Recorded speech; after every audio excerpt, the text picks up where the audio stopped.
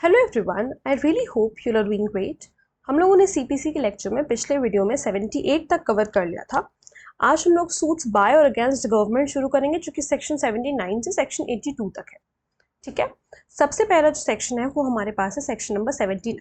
Section number 79 lays down the suit by or against government, the authority to be named as plaintiff or defendant। देखो, सबसे पहले एक quick introduction ले लो इस चीज़ का कि ये जो सूट्स बाय और अगेंस्ट गवर्नमेंट की हम बात कर रहे हैं, क्योंकि गवर्नमेंट एक ऐसी अथॉरिटी है जिसको अगर आपको प्लेंटिव बनाना है या डिफेंडेंट जो भी कुछ है, अगर आपको डिफेंडेंट बनाना है तो आप ऐसे ही जो है उनके खिलाफ सूट, जैसे नॉर्मल सूट आप इंस्टीट्यूट करते हो किसी प्राइवेट इंडिविजुअल के खिलाफ, वैसे आप उनके खिलाफ सूट इंस्टीट्यूट नहीं कर सकते हो। ठीक है, और अगर उनको प्लेंटिव बनाना है, मतलब अगर वो खुद प्लेंटिव है तो फिर अलग की बात है। तो यहाँ पर जब आप उनको एज अ डिफेंडेंट बनाना चाहते हो तो आपको 2 महीने का नोटिस देना होता है गवर्नमेंट को, जो कि आपको सेक्शन नंबर 80 में देखने को मिलेगा। ठीक है, सेक्शन नंबर 80 में आप उसको देखोगे कि 2 महीने का नोटिस जो है पहले गवर्नमेंट को देना पड़ता है, उसके बाद ही आप उनके खिलाफ कोई सूट इंस्टीट्यूट कर सकते हो, जिस बिकॉज वो एक ऐसी अथॉरिटी है जिनके अगेंस्ट आप एक नॉर्मल इंडिविजुअल की तरह जैसे आप सूट इंस्टीट्यूट करते हो वैसे नहीं कर सकते। Section 79 lays down the suit by और against government, the authority to be named as plaintiff और डिफेंडेंट। इसमें सेक्शन 79 में बस इतना बताया है कि चाहे वो प्लेंटिफ हो चाहे वो डिफेंडेंट हो, वो किस नाम से रिकग्नाइज करे जाएंगे, बस इतनी सी बात यहाँ पर बता रखी है। जैसे आप कई केसेस में देखते होंगे, जैसे Lakshmi versus union of India.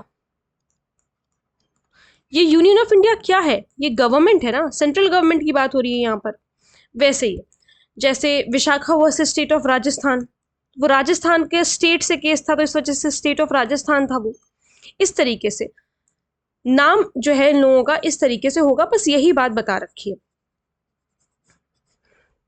Union of India होगा अगर सूट बाय और अगेंस्ट सेंट्रल गवर्नमेंट है, और स्टेट का नाम लिखा जाएगा अगर सूट बाय और अगेंस्ट स्टेट गवर्नमेंट है।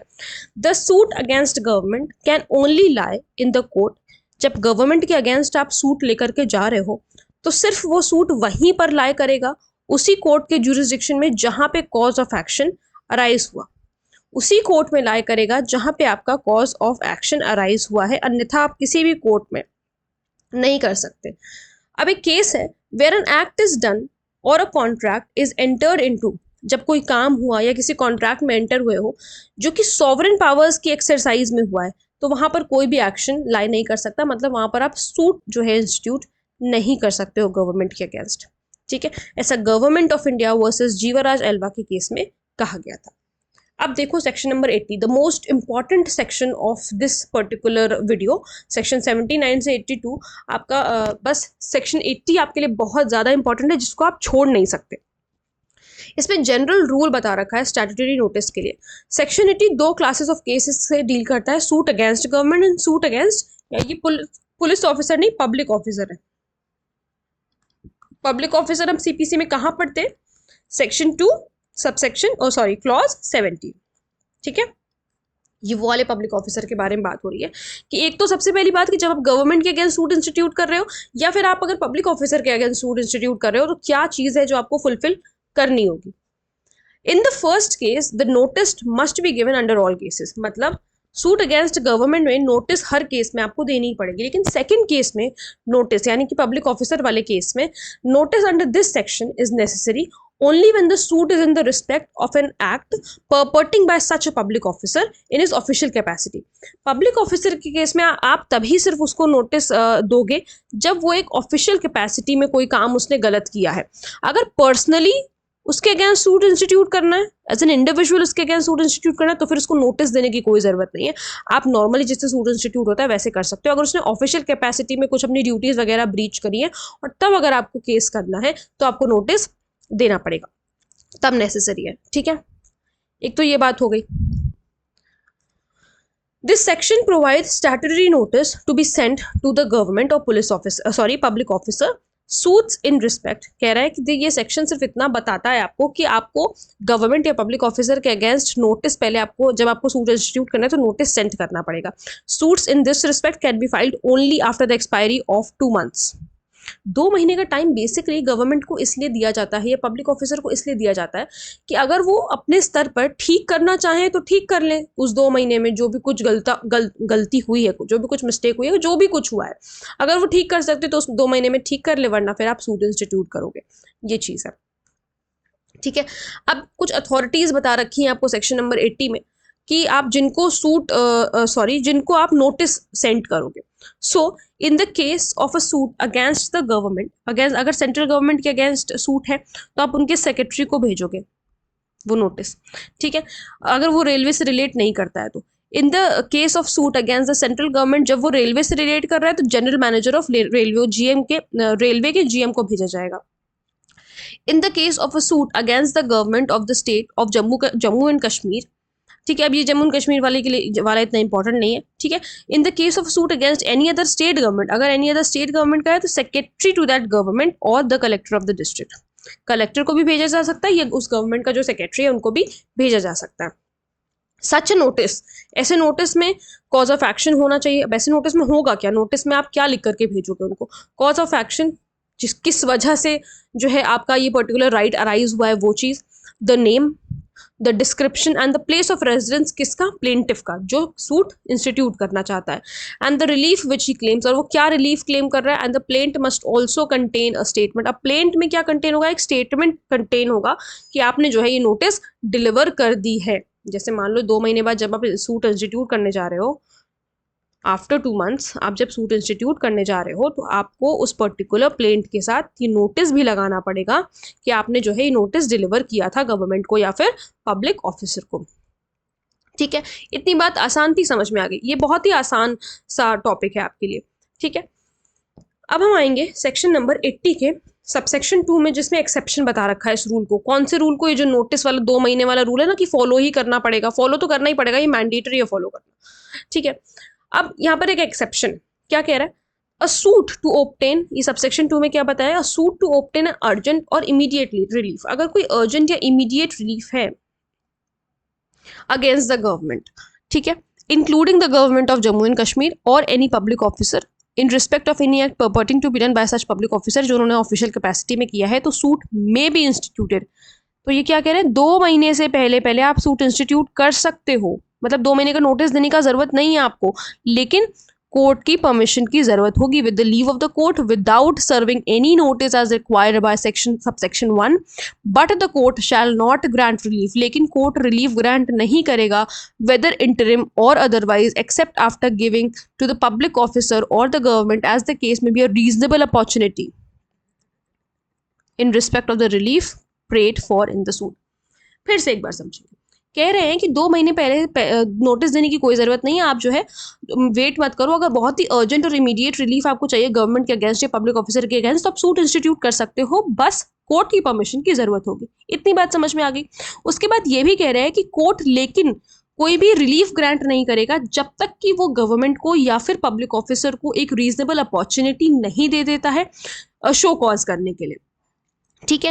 रीजनेबल मतलब उनको सुन तो लिया जाए कि क्या है भाई, opportunity of being heard, natural justice का फिनोमेना फॉलो किया जाएगा, provided that the court shall, if it is satisfied, अगर कोर्ट सेटिस्फाइड है after hearing the parties that no urgent parties, आप गवर्नमेंट को भी सुन लिया, क्योंकि यहाँ पे उनको बोला जा रहा है ना कि आप आकर के शो कॉज करिए, गवर्नमेंट को भी सुन लिया और जो प्लेंटिफ है उसको भी सुन लिया, पार्टीज को सुनने के बाद कि कोई अर्जेंट या इमीडिएट रिलीफ की जरूरत नहीं है सूट में, तो वो प्लेंट को रिटर्न कर देंगे, सीधी सी बात है, वो प्लेंट को रिटर्न कर देंगे for presentation to it after complying with the requirements of subsection 1, कि आप भाई अभी प्लेंट आप प्लीज मालिक यहाँ से लेकर के जाइए, आप जब 2 महीने का टाइम सेटिस्फाई कर ले, मतलब आप नोटिस वगैरह भेज दें, 2 महीने जब खत्म हो जाएगा on the expiry of 2 months आप आ सकते हैं सूट इंस्टीट्यूट करने के लिए।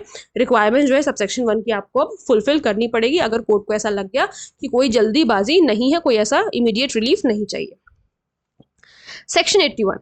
Exemption from arrest and personal appearance in a suit instituted against a public officer in respect of any act purporting to be done by him in official capacity. Official capacity में उसने कुछ किया था, suit जो है उनके against institute हुआ है। So the defendant shall not be liable to arrest nor his property to attachment, मतलब इस पब्लिक ऑफिसर की प्रॉपर्टी को मतलब इस पब्लिक ऑफिसर को आप अरेस्ट भी नहीं कर सकते और इसकी प्रॉपर्टी को अटैच भी नहीं कर सकते हो। हाँ, लेकिन अगर डिक्री इनके अगेंस्ट आ गई है तो उस डिक्री का एग्जीक्यूशन बिल्कुल हो सकता है।